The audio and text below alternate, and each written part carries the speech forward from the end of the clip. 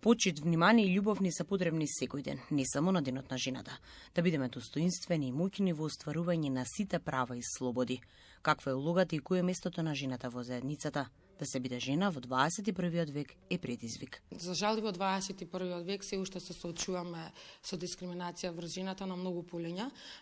Почетно од оние примарни бази, да кажеме, економската нееднаквост, односно јазот во платите помеѓу мажите и жените, оние обврски примерни домашни се уште се на товар на жената.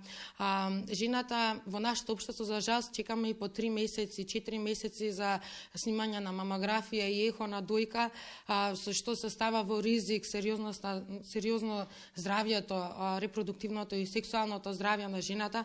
Гинеколошките прегледи треба да бидат бесплатни, меѓутоа и тука веќе имаме проблем. Понатаму, кога ќе ги разгледаме пошироко хоризонтите во кои што женава е вклучена како ризик, тоа е и во 21. век жените се жртви на трговија со луѓе.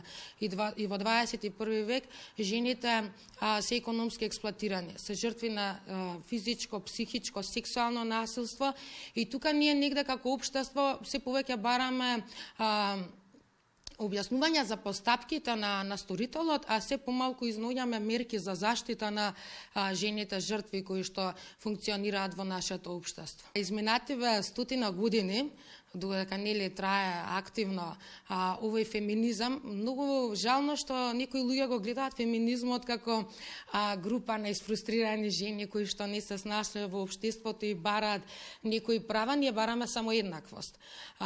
Многу добивме, позицијата на жената несомнено е во многу подобра позиција од претходна, меѓутоа некако и како да се изгубивме во барањата на целово општество. Од една жена се бара да биде добра мајка, да биде добра кирка, да биде добра супруга, се бара да биде успешен професионалец и сето тоа се скалила кои што некои жени може да го постигнат. Меѓутоа, колку жените на вистина сакаат тоа да го постигнат, колку жените на вистина имаат поддршка за да го постигнат тој резултат и колку некои жени едноставно сакаат да се вклучат во тие сите општествени барања е веќе дополнително прашање. Имаме моќ да бидеме помоќни од мажите, меѓутоа да се базираме на онаа еднаквост. Ние бараме еднаквост, не бараме надмоќ над спротивниот пол, ниту бараме некои дополнителни права, бараме еднакви права во однос на останатите. Би рекла, дали се плашат, подобро би рекла дека се плашат од конкурентноста. Кога на една позиција која што е, да речеме, била до пред неколку години типично подредена за машкиот род, сега веќе имаме конкурентност. Со тоа што жената инвестира во своето образование, знаење и искуство, веќе тука се согледува конкурентноста. И пак ќе напоменам дека едноставно треба да постои едни услови на еднаквост, не надмоќ.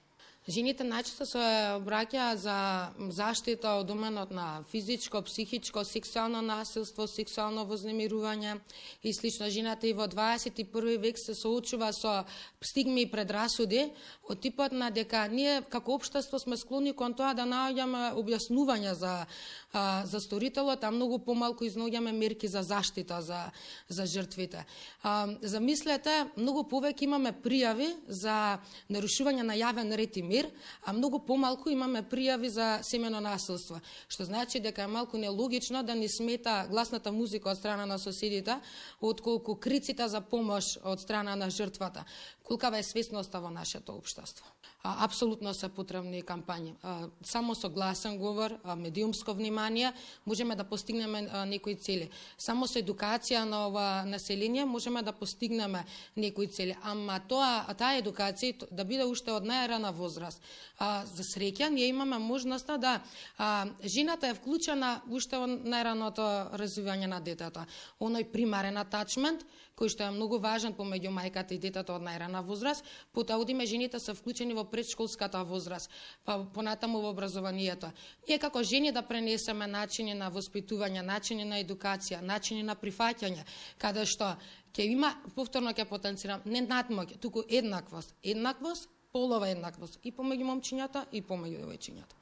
чинам дека во сегашно време некако на жените се наметнуваат улоги и се наметнуваат очекувања, дека она треба да биде, како што напомнав, добра мајка, дека треба да биде добра супруга, дека треба да се реализира како мајка до одредена возраст, дека треба да избере најдобар партнер, дека треба да успее најдобро во незината област професионална во која што делува.